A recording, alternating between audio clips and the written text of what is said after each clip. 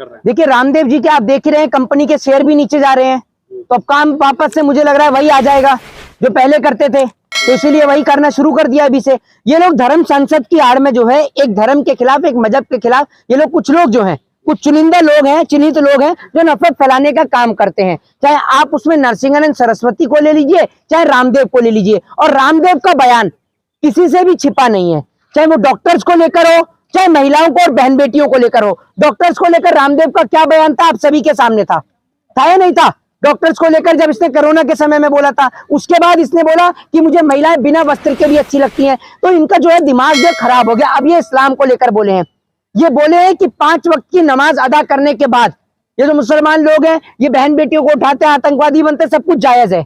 एक बात बताइए, ये कहकर इन्होंने वो जो देश के तमाम स्वतंत्रता सेनानी थे, चाहे वो अशफाक उल्लाह खां हो, चाहे फिर वो अब्दुल कलाम आजाद हो, चाहे मीर उस्मान अली हो, चाहे बहादुर शाह जफर हो, तमाम सभी लोगों का, स्वतंत्रता सेनानियों को अपमानित करने का काम किया है। क्या अब्दुल कलाम आजाद इस प्रवृत्ति के थे? मैं आपसे पूछना चाहता हूं। देश के चाहे हिंदू हो, चाहे मुस्लिम हो, चाहे सिख हो, चाहे ईसाई हो, हर एक व्यक्ति अब्दुल कलाम आजाद का सम्मान करता है नहीं करता है? मैं आपसे पूछना चाहता हूं, आप एक पत्रकार हैं, भले ही आप लोग की विचारधारा एक अलग अलग हो सकती है, लेकिन अब्दुल कलाम आजाद को तो हर एक सम्मान करता है ना व्यक्ति। अशफाक उल्लाह खां को हर एक व्यक्ति सम्मान करता है नहीं करता है उनका? तो आप एक बात बताइए, थे तो वो भी मुस्लिम, तो आपने ये कहकर उन तमाम लोगों को अपमानित करने का काम किया है। लेकिन देश की सरकार सबसे बड़ी तमाशीन बन के बैठी रही। वो देश की सरकार जो इस प्रकार के जो बयान देने वाले बाबा हैं उनको उठाकर जेल में बंद नहीं किया, इसका मतलब यह है कि स्वतंत्रता सेनानियों का अपमान सरकार खड़े होकर खुद दिखवा रही है। हिंदू मुस्लिम करने से शेयर बढ़ जाएंगे क्या बाबा? एक बात आप मुझे बताइए, नहीं बाबा के शेयर नहीं बढ़ेंगे। बाबा का काम अब क्या है ना, अब आप ये समझ लीजिए बिजनेस तो ठप होता जा रहा है धीरे धीरे, फिर बाबा के पास काम क्या बचेगा? अभी ये जो संत परमहंस है, जो कॉमेडी बाबा जो है, अभी आप इसको देख लीजिए, ये एक और कहता है हिंदू राष्ट्र बनाएंगे, दूसरी ओर ये इंटरव्यू दे रहा है मुस्लिम पत्रकारों को और वीडियो भी डाल रहा है। बच्चे आए हैं दिल्ली से, इनके चैनल को लाइक शेयर और सब्सक्राइब करें, ऐसे करके वीडियो डालिए बाबा ने। अब आप सोच लीजिए, तो बाबा का काम सिर्फ टीआरपी बटोरना है।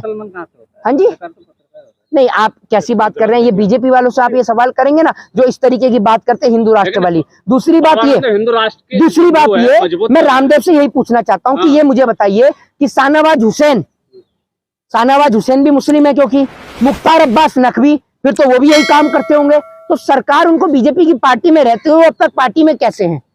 और शाहनवाज हुसैन, सुन लीजिए, ये जो बयान दिया गया है तमाम मुसलमानों के लिए दिया गया है, सुन लीजिए, ईसाइयों के लिए भी बोला गया, मैं बता रहा हूँ। लेकिन 5 वक्त की नमाज अदा करने का काम तो शाहनवाज हुसैन भी करते हैं, मुख्तार अब्बास नकवी भी करते हैं। तो मुख्तार अब्बास नकवी तो भारतीय जनता पार्टी के अंदर है, शाहनवाज हुसैन भारतीय जनता पार्टी के अंदर है, तो अब तक ये लोग कोई जवाब क्यों नहीं दे रहे हैं सामने आकर? हिंदू राष्ट्र का भी झंडा उठा लिया ना बाबा ने भी। एक बात आप मुझे बताइए, आप हिंदू राष्ट्र के लिए क्यों जनता को पागल बना रहे हैं?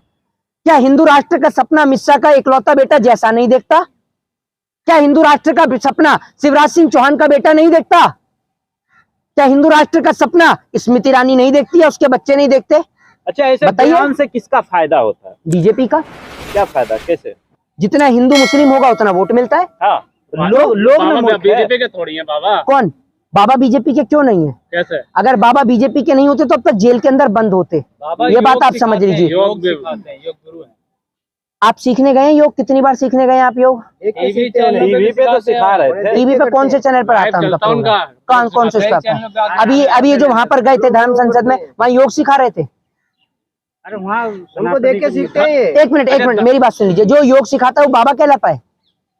योग गुरु। अरे मैं क्या बोलता हूँ, आपने बोला कि वो योग सिखाते हैं, योग सिखाने वाला बाबा कहलाता है? योग गुरु। अच्छा, लोग क्यों नहीं समझ रहे हैं? लोग क्यों उनके बातों में आ जाएंगे? मेरी बात सुनिए, लोग बातों में क्या आ जाएंगे? आप एक बात मुझे बताइए, आप किसी एक जाति धर्म मजहब को टारगेट करेंगे तो क्या किसी को ठेस नहीं पहुंचेगी? ये लोग सरकार को तत्कालीन इनके ऊपर देशद्रोह या राजद्रोह का मुकदमा दर्ज करना चाहिए, क्योंकि ऐसे लोग देश के अंदर आंतरिक दंगों को बढ़ावा देते हैं। क्योंकि बिल्कुल, एक बात आप मुझे बताइए, अगर आप मुझे गलत कहेंगे तो एक ये स्वाभाविकता है कि निश्चितता है कि मैं भी आपको गलत बोलूंगा, है नहीं है?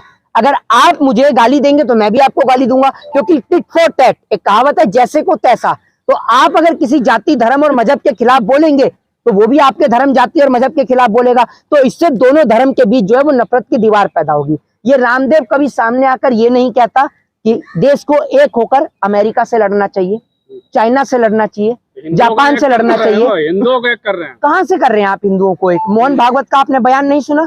अरे वो भी तो नहीं, बोल रहे हैं कि सुनिए, ये पंडितों ने मेरी बनाया बात है। मेरी बात तो भगवान सुनिए। ने नहीं तो बनाया। पंडित हिंदू नहीं है? मैं आपसे पूछता हूँ, पंडित हिंदू है या नहीं अरे है? जाति तो खत्म कर रहे हैं वो लोग। मेरी बात सुनिए, अगर जाति खत्म करनी है तो सरकार ऑफिशियली तौर पर करे ना, सरकार ऑफिशियली तौर पर करे। हिंदुओं को जगा रहे हैं बाबा। तो कैसे जगा रहे हैं हिंदुओं को? नहीं, एक बात आप मुझे बताइए, क्या 70 साल से हिंदू का बेटा डॉक्टर नहीं था, इंजीनियर नहीं था, आईएएस नहीं था, आईपीएस नहीं था? तब का तो मुझे पता नहीं, लेकिन आपका मैं आपको बता देता हूं कि अब आप देख लीजिए, अब तो हिंदू के बच्चों को यह कहा जाता है कि हाथ में हथियार उठा लो। सुन लीजिएगा कितनों के स्टेटमेंट सामने आए कि हाथों में हथियार उठा लेने चाहिए हिंदुओं के बच्चों को। एक नेता सामने आकर ये नहीं कहता कि हिंदू के बच्चे को कलम उठाना चाहिए। क्या हिंदू का बच्चा हाथ में कलम उठाकर ताकत से नहीं रख सकता? आपको इस देश का चौथा स्तंभ कहा जाता है। आप कलम पे भरोसा करते हैं या हथियार पर? मैं आपसे पूछना कर चाहता हूँ। कलम पे भरोसा रखते हैं ना, तो आप क्या कहते हैं अपने बच्चों को भी, अपने परिवार के लोगों को भी कि आप कलम पे भरोसा करिए? यही बोलते हैं ना? क्या आपने कभी किसी को बोला है कि भाई आप हथियार पे भरोसा करिए? तो रामदेव जैसे लोग जो हैं हिंदू मुसलमान के बीच एक नफरत को पैदा करने का काम लगवाया। इमरान मलिक ने तिलक नहीं लगवाया, उस पर बवाल कर दिया कि तिलक क्यों नहीं लगवा रहे हैं। एक बात आप मुझे बताइए, कोई व्यक्ति तिलक लगवाता है नहीं लगाता है? अब आप एक बात मुझे बताइए, अब देश के अंदर अगर कोई प्रोग्राम है मुस्लिम भाइयों का और वहां हिंदू पहुंचते हैं, तो अगर वो हिंदू नहीं लगाता अपने सर पे टोपी, तो आप उसको क्या कहेंगे? क्या कहेंगे कि मतलब वो किसी धर्म से नफरत करता? नहीं नहीं, कैसी बात आप करें? मेरी बात सुनिए, सबका अपना अपना एक धर्म है।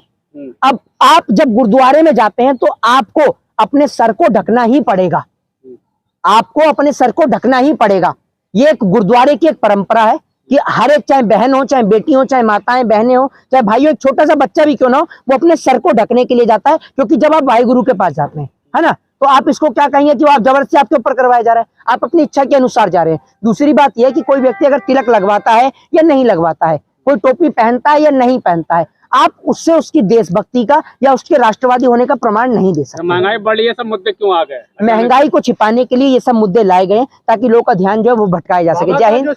जी, बाबा का शेयर नीचे आ गया है। जब देश में इस प्रकार की नफरत फैलाएंगे तो यही हाल होगा। जय हिंद, जय भारत, वंदे मातरम।